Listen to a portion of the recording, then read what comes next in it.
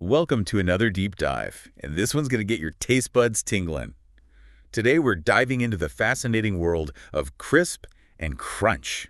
Now, we're not just talking about how tasty they are, Right. but about the actual science behind them. Exactly. Imagine that perfect potato chip. Or maybe a crisp apple.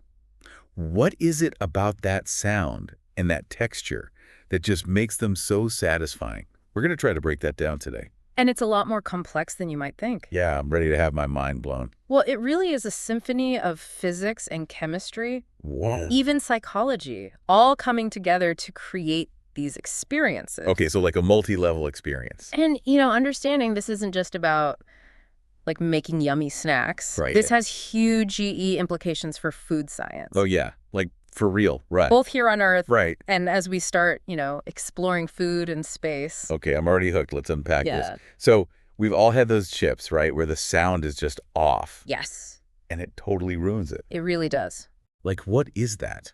Well, turns out there's a very specific sonic profile to a satisfying crunch. And companies like Frito-Lay, they are obsessed with this. Oh, I bet. And they engineer the perfect crunch. Like, they use special microphones Oh, really? to analyze the sound waves that come from when a chip breaks. And they've discovered that a specific frequency range, Oh, so like a musical thing. it is. Interesting. And it's usually somewhere between 2.5 kilohertz to 5 kilohertz that creates that, ideal perception of crispiness. So there's like a sweet spot for crunchiness, like based on sound. That's wild. It really is. It's like perfect pitch, but for chips. Exactly. And they adjust their recipes and the cooking processes to hit that frequency consistently. Wow. So every chip sounds the same. They aim for that Yeah. because they found that if the frequency's too low, the chip sounds soggy. Yeah, no one wants that. And if it's too high, it can sound kind of brittle, unappetizing. Interesting. Yeah, it's like a very delicate balance.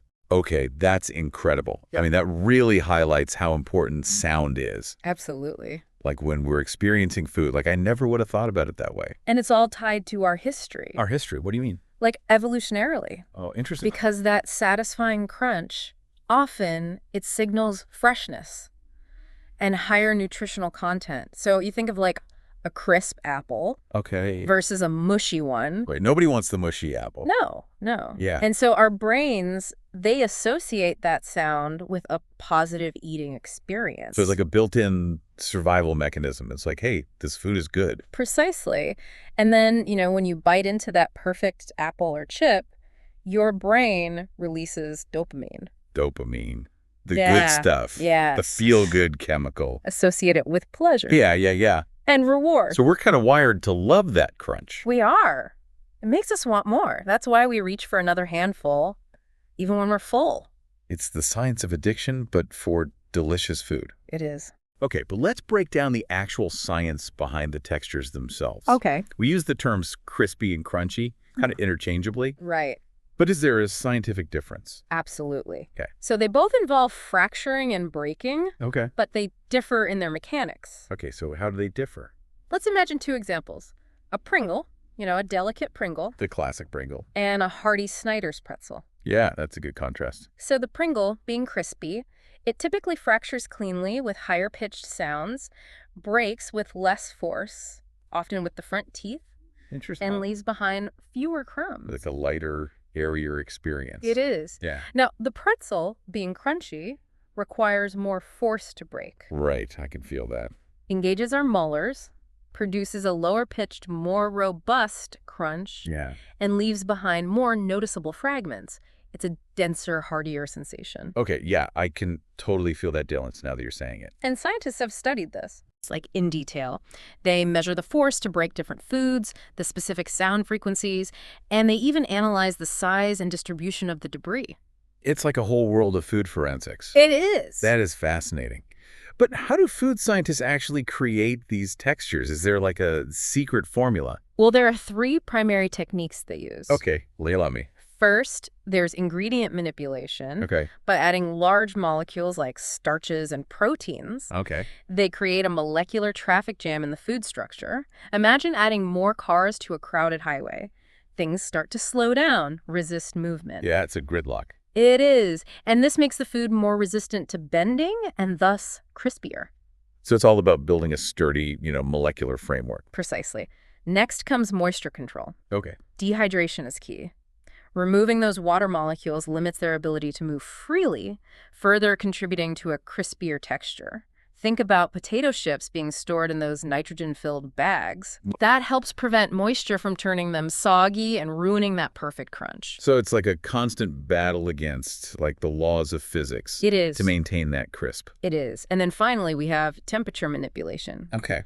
Cooling food slows down molecular movement. Right, makes sense. Leading to, you guessed it, more traffic jams. More gridlock. At the molecular level.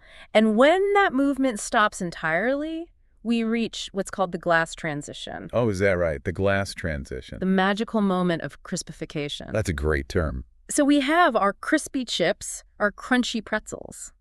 But what about other foods? How do scientists and chefs maintain that crispiness in dishes where moisture from other ingredients could cause things to go soggy? Take, for example, fried chicken. Yeah, that's a good example. How do you get that perfect crispy skin but keep the inside juicy?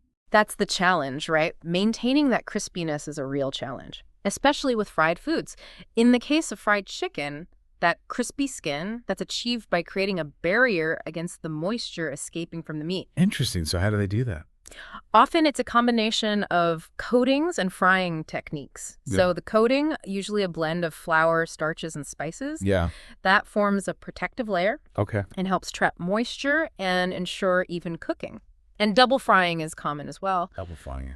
The first fry at a lower temperature cooks the chicken through, Okay. while the second fry at a higher temperature crisps up the skin. So it's like a two-step process for that crispy exterior but juicy interior. Exactly. And Really? even the packaging plays a role. What's that on? You'll notice fried chicken often comes in containers designed to vent steam, Right. prevent condensation, because even a little bit of moisture can soften that crispy skin. So they really put a lot of thought into, like, maintaining that perfect crunch. They do indeed. And this battle is particularly interesting when we start talking about food in space. Ooh, space food. Microgravity throws a whole new set of challenges into the mix. Yeah, because everything's floating. Exactly. So how do you even think about achieving crisp and crunch in an environment like that? That's a puzzle food scientists are actively working on, because in microgravity, fluids behave differently. They tend to clump together. Right, because there's no gravity to pull them down. Exactly. Yeah. And so it's difficult to achieve that desired dryness we talked about. So soggy space snacks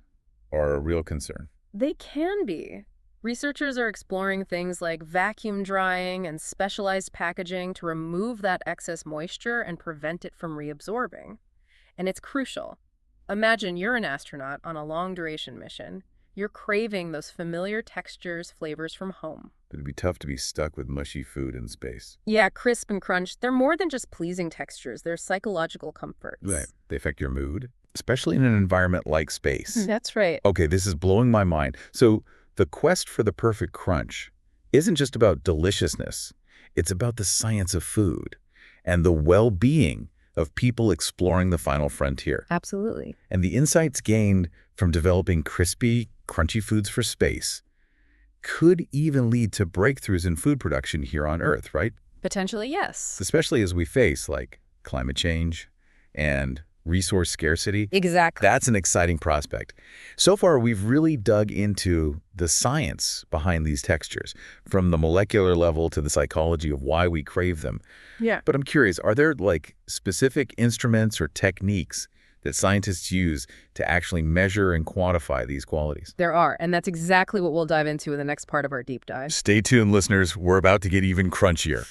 Welcome back to our deep dive into all things crisp and crunch. I'm ready for more. Last time, we talked about why we crave these textures, from an evolutionary standpoint. Right, like those mushy apples. Nobody wants those. Exactly. And we also got into how food scientists actually engineer crispiness and crunchiness. Yeah, like those molecular traffic jams. You got it.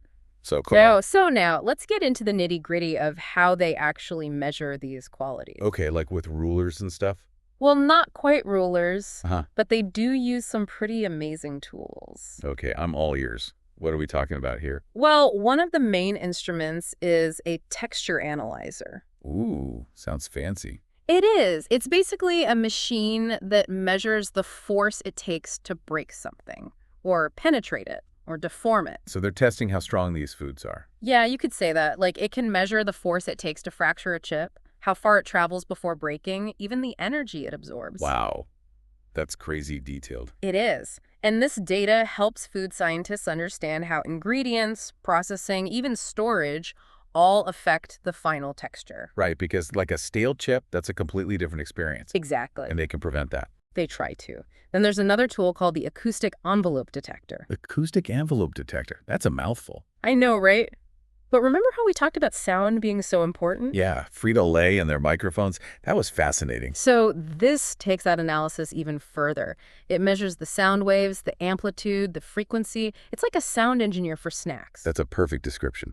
So this tells us about the sound profile of a food, and that helps the food scientists understand the structure of that food. Oh, so they can make sure every bite sounds just right. Exactly. That is so cool. I never realized how much went into something as simple as a potato chip. It really is incredible. And then, beyond these instruments, there are also sensory panels. Sensory panels. Like a taste test. Sort of. These are trained people who evaluate food samples based on specific criteria: texture, taste, aroma, appearance. So they're like professional food critics. You could say that. They use a standardized system to describe what they perceive, so the food scientists get really good feedback. Okay, I can see how that would be important. Especially when you're creating new foods or like trying to replicate those textures in space. Right, because ultimately the human experience is still the gold standard. That's true. So you've got these texture analyzers, sound detectors, and human taste testers. It's like a whole team working together. It is, and it all comes together to paint a complete picture of what makes a food crispy or crunchy. Man, it's a whole symphony of science. You got it. But, we've talked a lot about creating these textures. Right. But what about maintaining them? Good point. Especially when a product needs to stay fresh and crispy on the shelf for a long time. Yeah, nobody wants a bag of stale chips. Nobody. Yeah. And so food scientists are always battling against that. It's like a war on staleness. It is. One common weapon is barrier packaging, like those nitrogen-filled bags. Oh yeah, those are everywhere. And it makes sense. Those help keep moisture and oxygen out so the food doesn't degrade as quickly. So it's like a protective bubble around the food. Exactly. They also use these tiny packets called moisture absorbers. You've probably seen them in snack bags. I always wondered what those were. They suck up all the extra moisture. Little heroes. Right. But it's not just about packaging. They can also manipulate the food itself. Yeah. Interesting. How so? Well, they might use special coatings. Like an edible raincoat. Exactly. That helps keep the food crispy for longer. And these coatings can be customized for different foods and textures. Wow. There's so much thought that goes into this. There is. It's amazing. And, this is important not just for food here on Earth, but also for, those space snacks we talked about. Right. Because they need to last a long time up there. Exactly. So speaking of space, are there any special techniques for making crispy and crunchy foods in microgravity? That's a great question, and scientists are definitely working on it. Remember, we can't just deep fry things up there. Right. Hot oil floating around a spaceship? Not a good idea. Definitely not. So they're looking at things like vacuum frying. Vacuum fried. Yeah, it basically removes moisture at lower temperatures, so it's safer, and it creates that crispy texture without all the oil. Okay, that makes sense. They're also exploring 3D food printing. Whoa, really? Like printing out food? Yep. It allows for a lot of control over the shape and texture of the food. So could we print out a crispy pizza in space? Theoretically, yes.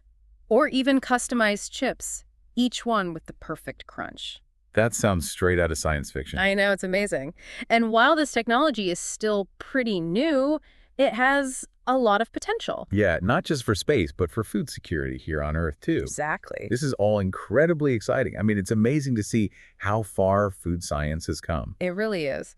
And this quest for crisp and crunch is pushing those boundaries even further. Well, listeners, we've covered a lot in this part of our deep dive. We have. We've talked about instruments, techniques, challenges. Even space snacks. Right. But in our final part, we're going to bring it all together. Okay. And talk about how this all translates into the actual experience of crisp and crunch. Ooh, I can't wait. How our brains interpret it and why it's just so darn appealing. Stay tuned for the grand finale of our crunchy adventure. All right, deep divers, welcome back. It's the grand finale of our crisp and crunch adventure. The final crunch, you could say. Exactly. So we've explored all the science, the engineering, the instruments, All the cool tools. And now it's time to bring it all together. We're going to dive into the sensory symphony of crisp and crunch. How our brains take all that science and turn it into, like, a pleasurable experience. Because it really is remarkable how all our senses work together to create this, like, multi-dimensional experience. We touched on sound earlier. Yeah, sound is huge. But it's worth emphasizing just how deeply our brains link sound with texture. Right. You mentioned that the louder the crunch, the crispier it seems. But what about other factors, like does the pitch of the sound matter? Oh, absolutely. Research suggests that higher pitch sounds, we usually associate those with crispier textures. And lower pitch sounds, those tend to signal crunchiness. Okay, so like a chip versus a pretzel. Exactly. The chip, that sharp, high-pitched snap, and the pretzel, that deeper, more resonant crunch. Makes sense. Now, what about the length of the sound? Does that make a difference? It can. A longer crunch, especially for things like crackers or cookies, where that sound kind of sustains as you chew, Yeah. that can really enhance the perception of crispiness. It's like the sound extends the experience. Right. It's not just the first bite, it's the whole chewing experience. Exactly. And of course, sound is just one piece of the puzzle. We've got touch, sight, and of course, taste. Right. A whole sensory party in our mouths. Haha, exactly. And touch is so important for texture. When we bite into something crisp, our teeth, they meet that resistance and then that clean break. That tells our brain fresh, brittle, enjoyable. And you talked about how scientists measure the force it takes to break foods. Is that part of understanding that tactile experience? It is. Those measurements help quantify crispiness or crunchiness. How much force does it take? That information is really valuable for food scientists, developing new products or trying to replicate specific textures. It's amazing how they can measure something as, I don't know, subjective as texture. It is. And then there's sight. Our eyes, they play a big role in setting expectations. Think about food photography, how they use lighting to highlight the edges of food.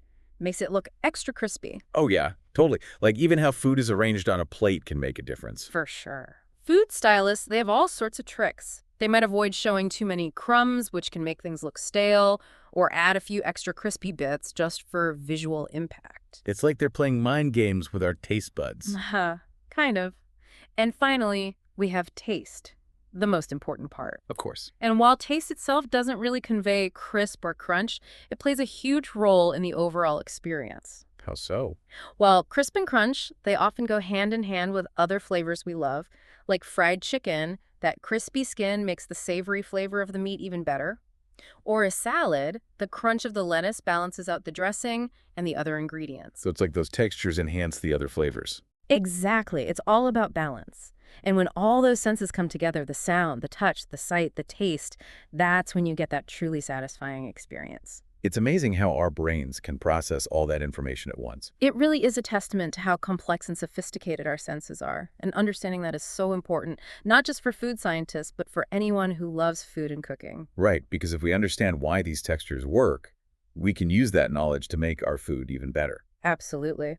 And it goes beyond the kitchen, too. Understanding how these sensory cues work, that has implications for all sorts of fields. Product design, marketing, even healthcare. Wow, I never realized how much there was to crisp and crunch. This deep dive has been a real eye-opener. I'm glad you enjoyed it. It's been fun exploring this with you. Well, deep divers, that brings us to the end of our exploration. We've gone from the tiniest molecules to the vastness of space, all in pursuit of those satisfying textures. So next time you bite into something crispy or crunchy, take a moment to really savor it. Think about all the science that went into creating that perfect bite. Happy crunching, everyone!